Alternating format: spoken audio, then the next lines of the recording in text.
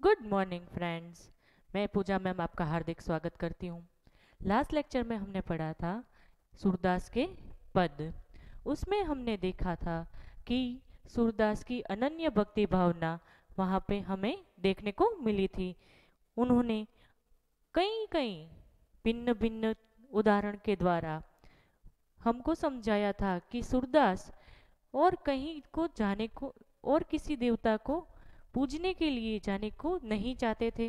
वो यही चाहते थे कि वो केवल श्री कृष्ण के चरणों में ही अपना जीवन बिताए। उन्होंने कहा था कि मेरा मन श्री कृष्ण के सिवाय और कहीं नहीं सुख पाता। जैसे जहाज का पंछी फिर उड़कर फिर जहाज पर ही आता है, उसी तरह मेरा मन अन्य देवताओं के पास जाकर फिर से कहाँ पे आता है? श्री कृष्ण के चरणों में ही आता है। फिर कहते हैं कि कमल नयन जैसे नेत्र वाले श्री कृष्ण को छोड़कर मैं और कहीं कैसे अपना मन लगाऊं। मेरा मन और कहीं नहीं लगता, श्री कृष्ण के चरणों में ही लगता है। फिर यही कहते हैं कि जिसके पास श्री कृष्ण जैसी गंगा है वो कोई मूर्ख ही होगा जो प्यासा, भक्ति का प्यासा होगा, जो अपनी प्यास बुझाने के लिए किसी और देवता के पास जाएगा। माने कि गंगा है बाजू में है फिर भी पानी पीने के लिए कुआं खुदवाएगा, वो एक मूर्ख ही होगा। और भी कहते हैं जैसे खुद को मधुकर कहते हैं, खुद को मधुकर कहते हैं माने भौरा। भौरा कहते हैं कि मैंने श्री कृष्ण के भक्ति का रस चख लिया है, कमल के जैसे अम्बुज के रस का रस चख लिया है, माने श्री कृष्ण की भक्ति का रस चख लिया है। तो और देवता की भक्ति में मुझे रस नहीं है, कि माने कोई करील फल की रस की चाहना मुझे नहीं है।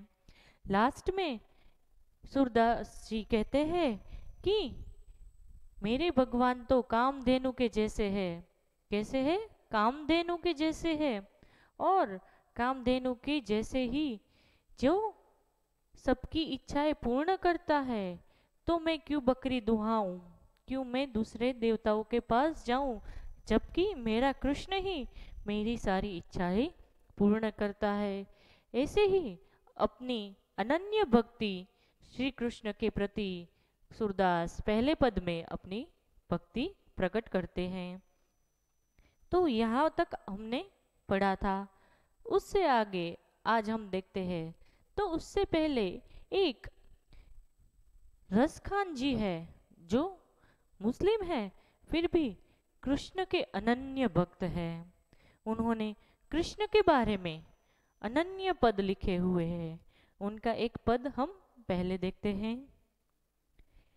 शेष गणेश महेश दिनेश सुरेशहु जाहि निरतर गावे, जाहि अनादि अनंत अखंड अभेद अछेद सुभेद बतावे, नारद से सुख व्यास रहे पचिहारे तू पुनि पार न पावे, ताही अहिर की छोरिया छछिया भरी छाछ पे नाच नचावे।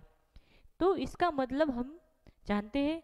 तो सबसे पहले मैं ये आपको बताऊं कि आप सब जानते हैं कि कृष्ण गोपियों के लिए, गोपियों की जो मक्खन होती थी उनको लेने के लिए बहुत सारे नाटक करते थे।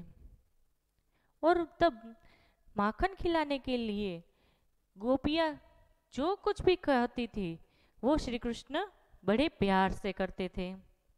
और गोपियाँ और श्री कृष्ण का संबंध तो अवर्णीय है। और इसीलिए तो रसखान जी ने कहा है, शेष महेश गणेश, दिनेश माने सूर्य और सुरेश माने इंद्र, जिनके गुणों का निरंतर गाते हैं और जिन्हें वेद अनादि अनंत अखंड अभेद्य और अभेद भी कहते हैं तथा नारद, सुखदेव और व्यास जैसे मुनि जिनका नाम रटते हैं और प्रयत्न करके भी उसका पार नहीं पाते हैं, उन्हीं श्री कृष्ण को अहीरों की कन्याएं कटोरे पर छाछ के लिए नाच नचाती है। वो तो हम सबको पता है कि श्री कृष्ण मक्खन के लिए, छाछ के लिए कितनी गोपियों को कितना परेशान करती थी। वो हमको सबको पता है कि गोपियों के घर जा जाकर उनकी मटकियां भी वो फोड़ देते थे। अपने बाल सखा को लेकर वो जाते थे और क्या करते थे, उनकी सारी मटकियों में रह जो माखन है वो सारा खा जाते थे और बाद में वहां से भाग जाते थे। जब गोपियां यशोदा को कहने जाती थी कि तेरा पुत्र हमारा माखन चुरा के खा जाता है, तब यशोदा उनकी बात नहीं मानती थी। और कई सारी बार जब पनिहारी बनकर गोपियां पानी भरने जाती थी, तब भी श्री कृष्ण क्या करते थे, अपनी गुलेर से उनकी मटकियां फोड़ देते थे। तो ऐसे तो बहुत सारे जो वर्णन करने के लिए हम बैठे तो उनका वर्णन खत्म नहीं होता और हम वर्णन करते ही जाए कृष्ण की बाल लीलाओं का। एक के बाद एक हमारे सामने श्री कृष्ण की बाल लीलाएं हमारे सामने आती जाती है और हम उनका बयान करते जाते हैं। लेकिन यहाँ पे जी रसखान जी ने ऐसा कहा है कि सभी देवताओं उनका नाम रटते हैं फिर भी उन्हें नहीं पा सकते हैं। उनको पाने के लिए भी देवताओं को भी कष्ट उठाना पड़ता है। लेकिन ये आहिरों की छोरियां कटोरे भर छाछ के लिए श्री कृष्ण को नचाती है। वो पहले कहती है, गोपियां भी हमें पता है कि हम गोपियों के बारे में भी जानते हैं, तो हमें पता है कि गोपियां भी क्या करती थी। पहले कहते थे कि तू हमें बंसी सुना या नाच के दिखा तो हम मक्खन देंगे। तो यहाँ अहीरों की कन्याओं की बात की गई है रसखान जी ने कि कहा है कि कटोरे पर छाछ के लिए श्री कृष्ण को वो नचाती थी। तो ऐसे ही बाल कृष्ण के स्वरूप का आज हमें आनंद लेना है।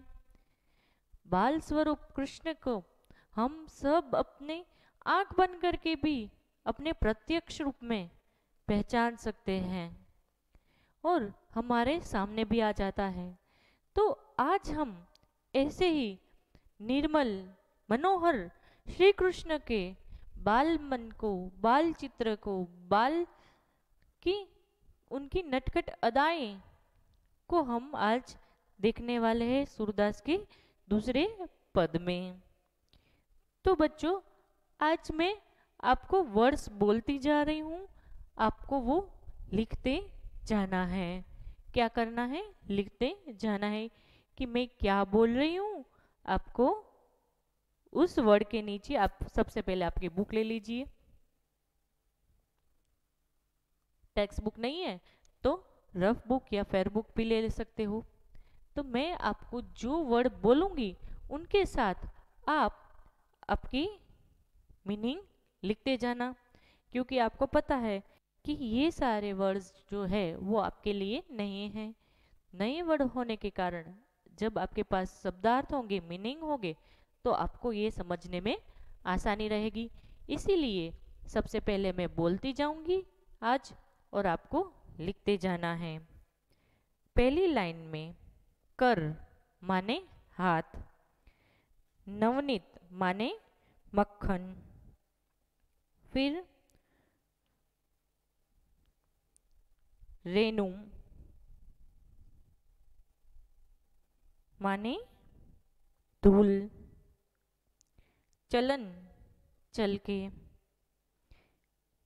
मंडित सुशोभित तन शरीर, दधी दही, चारु सुंदर, कपोल गाल, लोल चंचल, द्रव्य लोचन नेत्र, लोल एल ओ एल लोल नहीं है यहाँ पे, लोल माने चंचल, लोचन नेत्र, गोरोचन मस्तक पर तिलक करने का पीला द्रव्य, गोरोचन मस्तक पर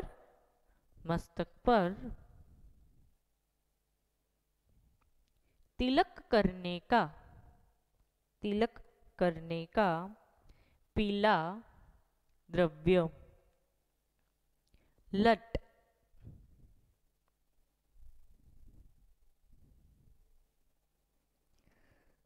सिर के बालों का गुच्छा, हम यहाँ पे होते हैं ना वो लट, सिर के बालों का गुच्छा, सिर के बालों का गुच्छा, मनु मानो, मनु मानो,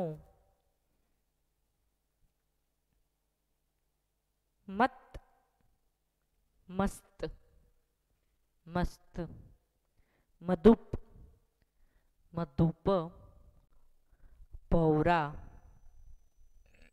भौरा, कंठूला कंठूला, चांदी की चौकियों, चांदी की चौकियों, चांदी की चौकियों, बगनखा और बजरबट्टू की माला, बगनखा और बजरबट्टू की माला, केहरी नख, केहरी नख, सिंह के नाखून, सिंह के नाखून, सिंह के नाखून, राजत राजत, सुशोभित सुशोभित, रुचिर रुचिर, सुंदर रुचिर सुंदर, अहि अहि, यह, का क्या, सत सत, शत सत शत, 100 100, कल्प कल्प, इसका मीनिंग बराबर से लिखना, 4 करोड़ 32 लाख, 4 करोड़ 32 लाख वर्ष की अवधि, 4 करोड़ 32 लाख वर्ष की अवधि, 4 करोड़ 32 लाख वर्ष की अवधि। फिर से एक बार मैं सब मीनिंग्स बोल जाती हूँ, फिर से आपको कोई रह गया हो तो आप लिख लेना। कर हाथ, नवनीत माखन, रेणु धूल, मंडित सुशोभित, दधी दही, चारु सुंदर, कपोल गाल, लोल चंचल, लोचन नेत्र आंखें, गोरोचन गोरोचन, मस्तक पर तिलक करने का पीला द्रव्य, लट सिर के बालों का गुच्छा, सिर के बालों का गुच्छा, मनु मानो, मत मस्त, मधुप भौरा, कंठूला चांदी की चौकियों, बगनाक, बगनखा और बजरबट्टू की माला, केहरी नख, सीके नाखून, रजत सुशोभित, रुचिर सुंदर, अहीं यह, का क्या, सत शत, 100 100, कल्प 4,32,00,000 वर्ष की अवधि, 4,32,00,000 वर्ष की अवधि। तो चलो इसमें हम जानते हैं कि इस पद में सूरदास जी क्या कहते हैं कि आंगन में माखन का पात्र लिए घुटनों के बल चलते श्री कृष्ण की छवि देखते ही बनती है। उनके कोमल गाल, चंचल आंख, गोरोचन के तिलक में सुशोभित उनका मस्तक, कंठ में झूलती कंठुला सी माला, ये सब अत्यंत आकर्षक है। श्री कृष्ण के बाल स्वरूप यह छवि अत्यंत दुर्लभ है। देखो यहाँ पे हमारा जो वर्णन है वो आंगन में है, लेकिन यहाँ पे जो श्री कृष्ण की छवि आपको दिखाई दे रही है उसके बारे का वर्णन यहाँ पे हमें किया गया है कि घुटनीय बेर माने घुटने पर श्री कृष्ण चल रहे हैं और हाथ में क्या है, मक्खन है। मक्खन खाते हुए उनकी वर्णन, उनका हाव भाव कैसा है उसके बारे में यहाँ पे वर्णन किया है। किसने? सूरदास जी ने। तो हम देखते जाते हैं और यहाँ पे भी हम समझते जाएंगे कि क्या कह रहे हैं। शोभित कर नवनीत लिए, शोभित कर नवनीत लिए, हाथ में मक्खन लेकर, हाथ में मक्खन लेकर, कर का मतलब क्या होता है, हाथ, नवनीत माने मक्खन, हाथ में नवनीत माने मक्खन लेकर अति सुंदर लगते हैं। कुटरुनी चलने चलन रेणुतन मंडित, सबसे पहले हमने इसका पठन नहीं किया है तो सबसे पहले हम इसका पठन करते हैं। शोभित कर नवनीत लिए, घुटुरुनी चलने रेणुतन मंडित, मुख दधि दीप लेप किए, चारु कपोल लोल लोचन, गुरोचन तिलक दिए, लट लटाकनी लट लटकनी मनुमंत मधुपगन, मादक मधु ही पिए, कंठूला कंठ ब्रज केहरी नख, रजत राजत रुचित हिये, धन्य सुर एको पल इहि सुख का पा, इहि सुख का सत कल्प जिए। तो पहले हमने क्या पढ़ा कि हाथ में मक्खन लिए श्री कृष्ण बड़े सुंदर लगते हैं।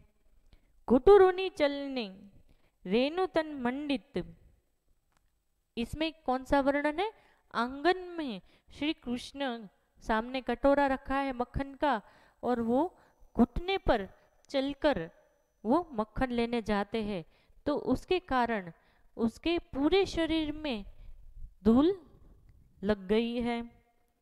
कुटुरुनी चल रेणु तन मंडित, घुटने पर चलकर जो धूल होती है वो पूरे शरीर पे लग गई है। मुख दधि लेप किए, यहाँ पे दधि माने दही, तो हमें यहाँ पे उनका मतलब लेना है मक्खन। जब भी इसके अलावा हमने कई सारे ऐसे छवि देखी होगी जिसमें श्री कृष्ण हाथ में मक्खन लिए खाते होंगे और साथ में यहाँ पे मक्खन गिरा होता है, ऐसा वर्णन यहाँ पे सूरदास जी ने किया है। क्या किया है, घुटुरुनी चलने रेणु तन मंडित, मुख दधि लेप किए, माने कि मक्खन से पूरा लेप किया हो, ऐसा यहाँ पे सूरदास जी कहते हैं कि एक तो पूरा शरीर, पूरा बदन धूल से भर गया है और हाथ में मक्खन लिए के खा रहे हैं, तो मानो कि मक्खन का पूरा लेप मुख कर दिया है। चारु माने सुंदर, कपोल गाल, सुंदर गाल, चबी चिक्स, लोल लोचन, चंचल आंखें, उनकी आंखों को देखकर कोई चंचल हो जाता है, माने उनकी आंखें ही देखकर उनके प्रति प्रेम उभर आता है। पहले भी पद में हमको कहा था कमल नयनन, कमल नयनन माने कमल जैसी आंखों वाले। यहाँ पे भी क्या कहा है, लोल लोचन, जिसकी आंखें चंचल है, माने कि सबको अट्रैक्ट करती है, ऐसी आंखें किसकी है, श्री कृष्ण की हैं। गोरोचन तिलक दिए, हम मंदिर में जाते हैं तो हम जो चंदन से तिलक करते हैं उसके बारे में यहाँ पे कहा है कि श्री कृष्ण के मुख पर का वर्णन यहाँ पे किया है। हाथ में नवनीत लिया हुआ है, माने कि मक्खन लिया हुआ है, और यहाँ सब जगह पे माने मक्खन का लेप किया हुआ है, और पूरा बदन मानो धूल से भर गया है।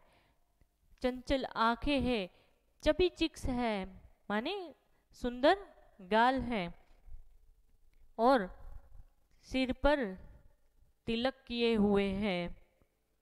लट लटन की मनुमत मधुपगन, मादक मधुहे पिए, तो उनके सिर के दोनों ओर लटें झूल रही है। देखो है यहाँ पे, है यहाँ पे कि दोनों ओर माने लट झूल रही है। वे मस्त मधु पीकर मस्त हुए भौरे के समान लग रहे हैं। फूल का रस माने बढ़िया वाला रस पीकर जैसे भौरा आनंदित हो जाता है, वैसे ही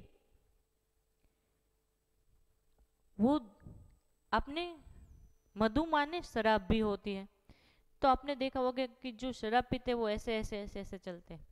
तो यहाँ पे श्री कृष्ण की लट के बारे में कहा है कि वो झूल रही है उनके सिर पर,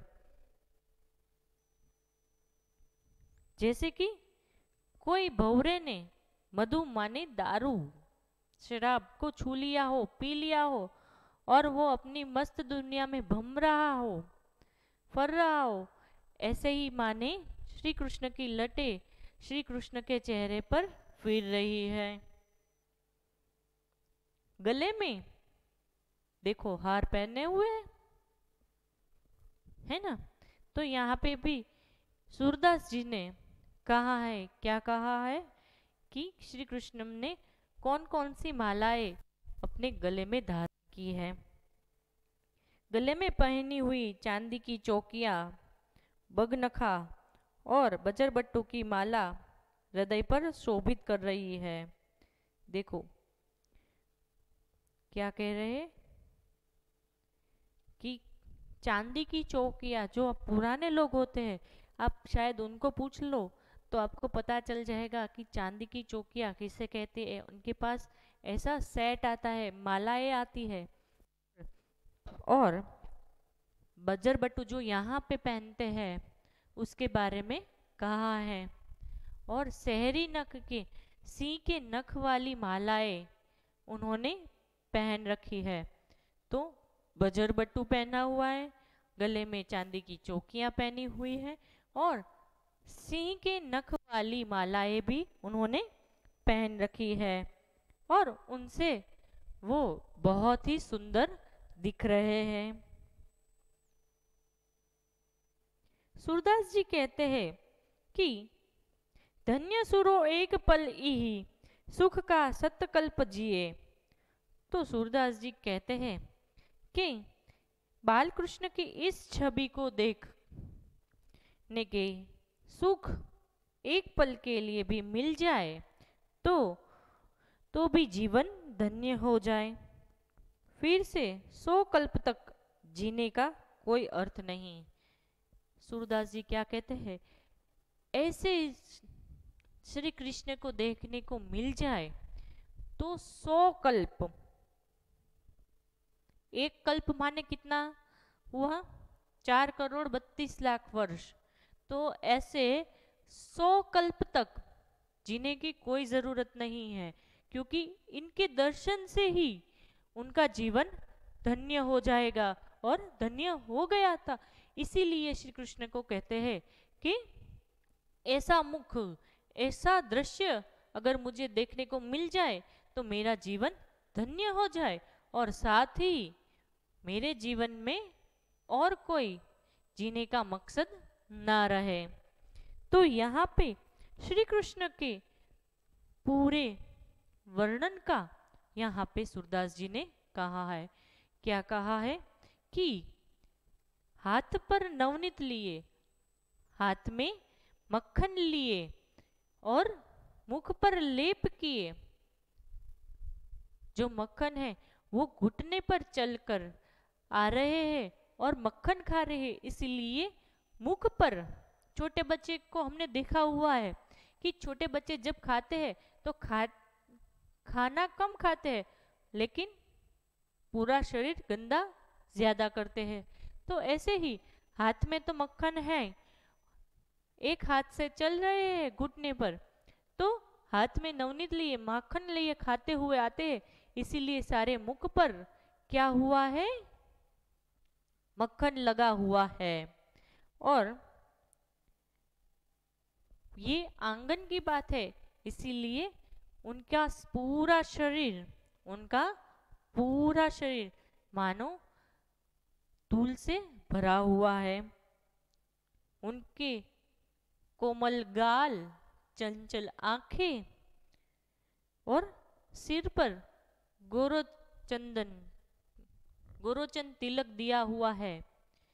तो ऐसा मुख बहुत सुंदर, मनमोहक है।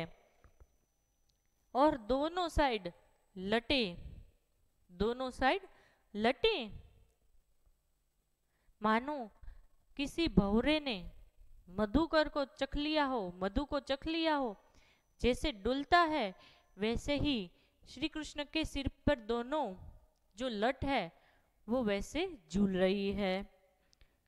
गले में कंठूला कंठ, चांदी की चौकियां, बजरबट्टू और शहरी नख माने सिंह के नख वाली मालाएं श्री कृष्ण ने पहनी हुई है।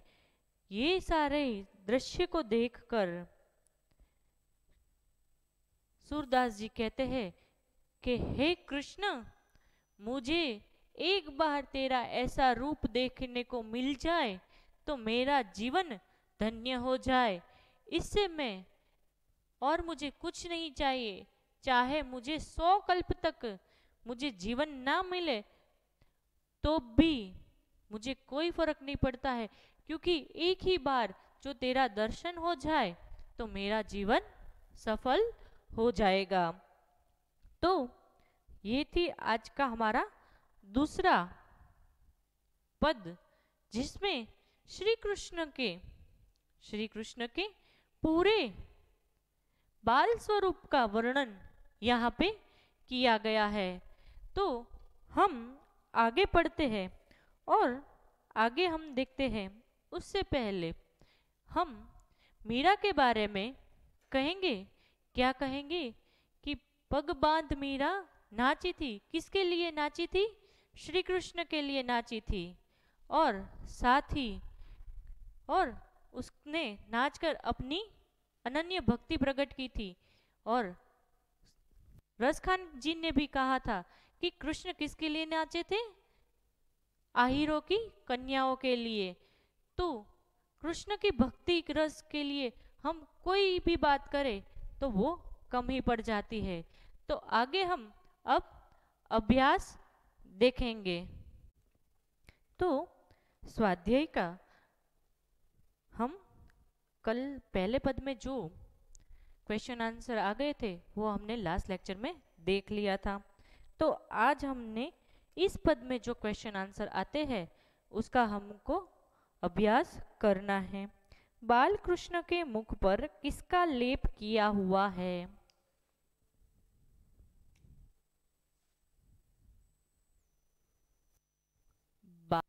कृष्ण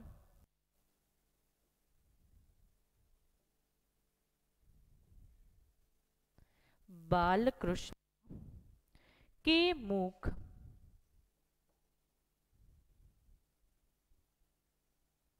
बालकृष्ण के मुख पर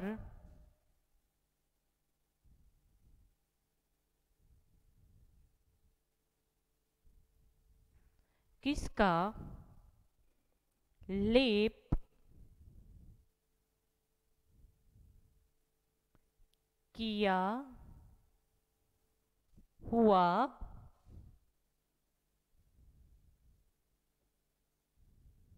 है? बालकृष्ण के मुख पर किसका लेप किया हुआ है? यस, इसके आंसर सभी को आते हैं।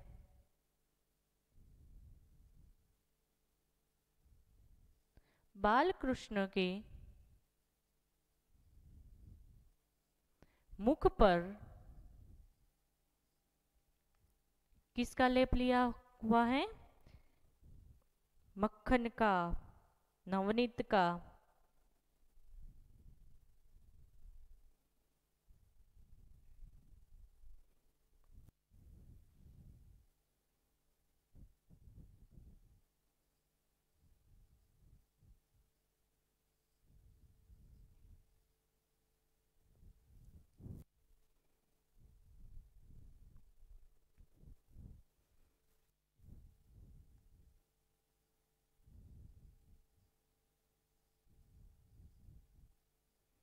का लेप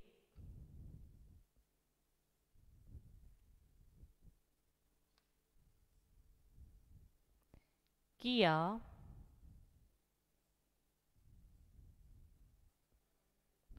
हुआ है। बालकृष्ण के मुख पर नवनीत का लेप किया हुआ है। ये क्वेश्चन नंबर 3 है। अब क्वेश्चन नंबर 4।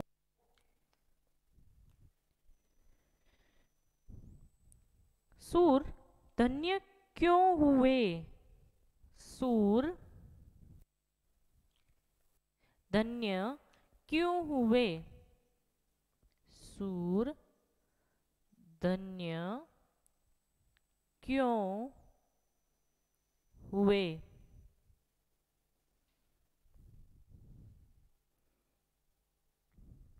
क्यों हुए? क्यों हुए सर सूर धन्य?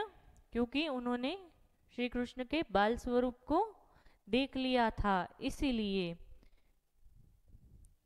सुर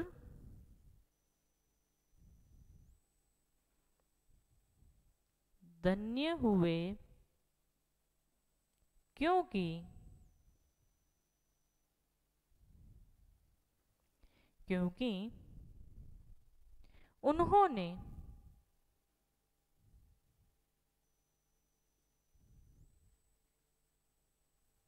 उन्होंने श्री कृष्ण की श्री कृष्ण की दुर्लभ छवि दुर्लभ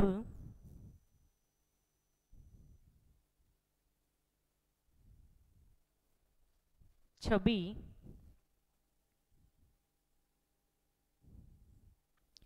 दुर्लभ छवि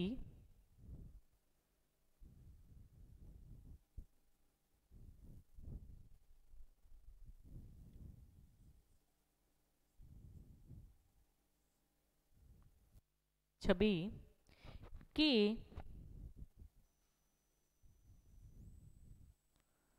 दर्शन सूरधन्य हो गए हुए क्योंकि उन्होंने श्री कृष्ण के दुर्लभ छवि के दर्शन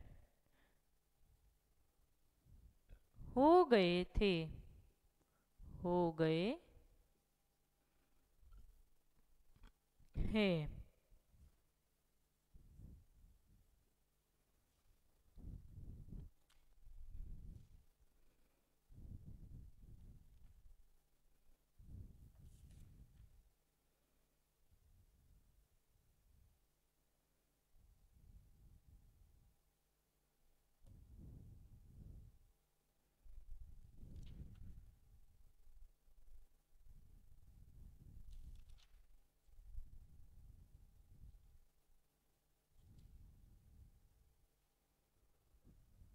लिख लिया। अब लॉन्ग क्वेश्चन आंसर है वो हमको लिखने हैं। अब लॉन्ग क्वेश्चन आंसर में मैंने पहले ही बोला था आप लोगों को कि हमें एक ही बार प्रस्तावना, कर्ता, कृति, साहित्य प्रकार लिखना है, दूसरी बार लिखना नहीं है। तो इस बार हम नहीं लिखेंगे।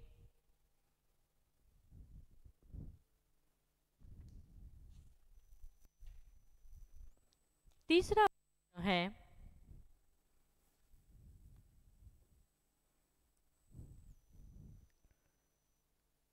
बालक श्री कृष्ण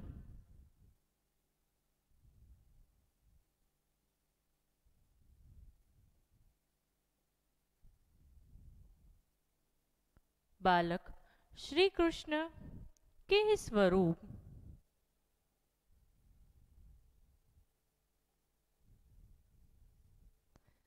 बालक श्री कृष्ण के स्वरूप का वर्णन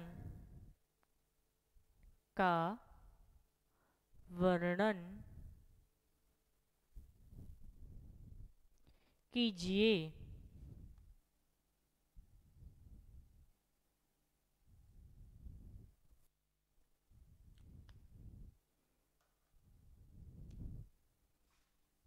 आंसर लिखिए।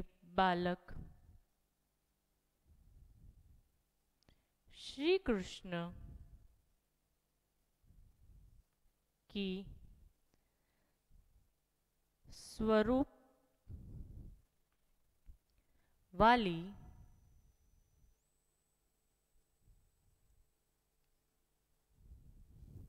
छवि अत्यंत मनोहर है। छवि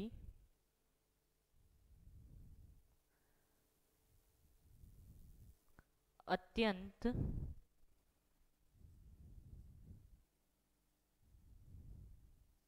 मनोहर है। वे अपने हाथों में वे अपने हाथों में मक्खन लिए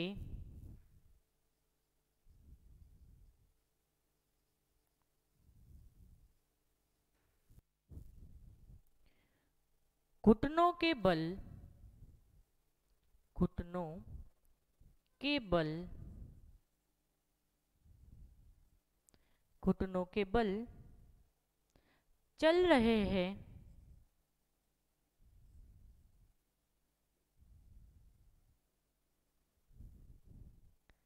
उनके मुख पर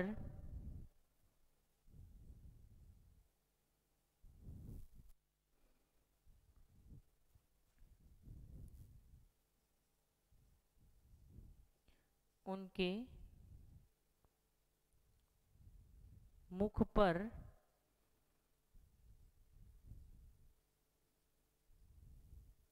मक्खन का लेप लगा हुआ है। उनके मुख पर मक्खन का लेप लगा हुआ है।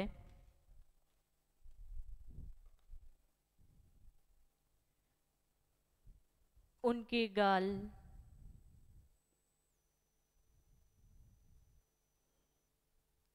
सुंदर और नेत्र चंचल है।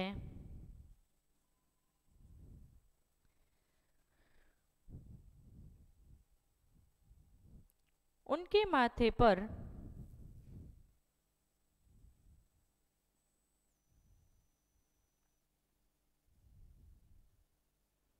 गोरोचन तिलक है।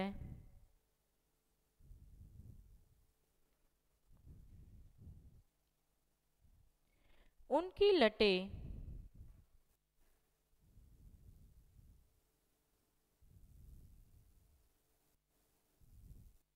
की लटें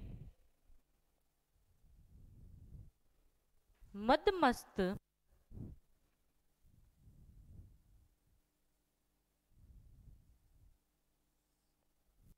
मदमस्त भौरों जैसी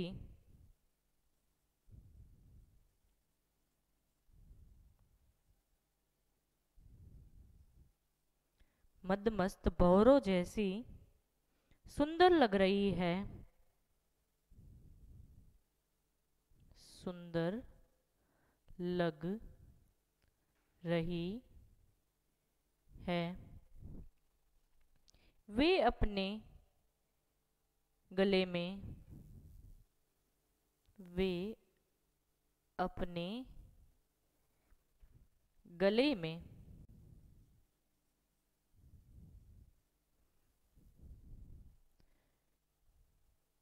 कंठूला की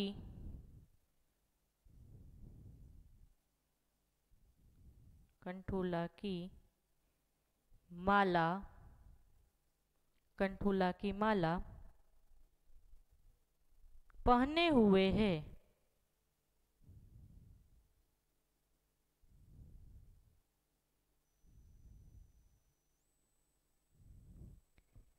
गले में कंठूला की माला पहने हुए है।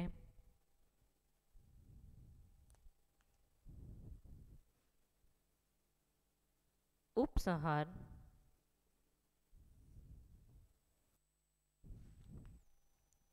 इस प्रकार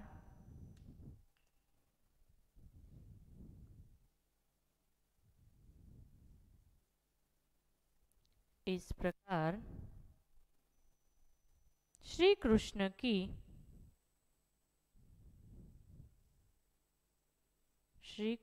की छवि मनोहर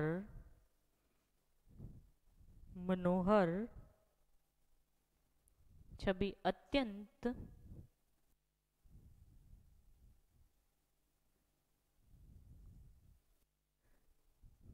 मनमोहक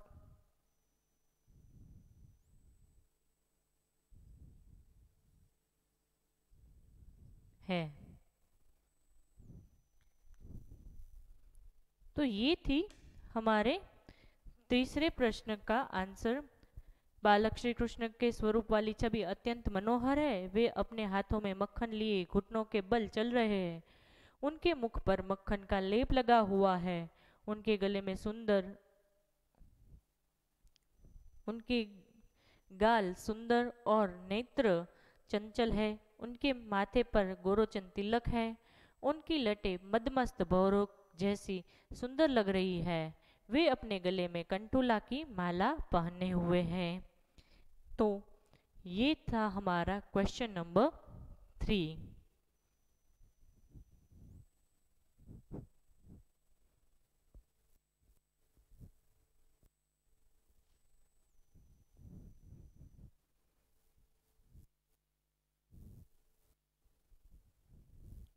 तो आज का होमवर्क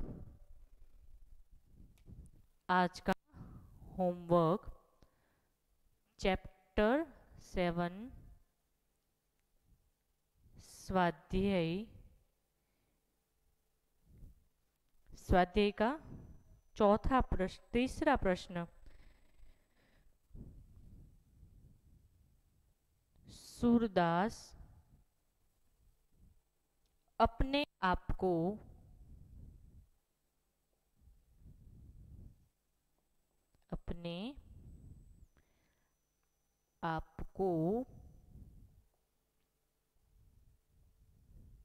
धन्य क्यों मानते हैं?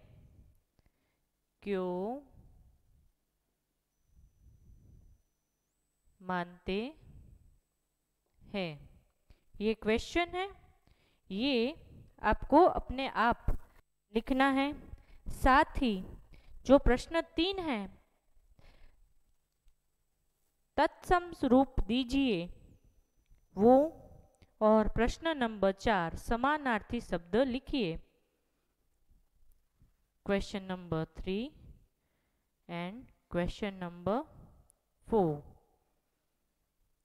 ये क्या था? क्वेश्चन नंबर 2 में, क्वेश्चन नंबर 2 में तीसरा। तो फेयर बुक में लिखना है। इन शॉर्ट स्वाध्याय आपको होमवर्क में फिनिश करना है। तो आज का हमारा लेक्चर यहाँ पे समाप्त करते हैं। Goodbye, have a nice day.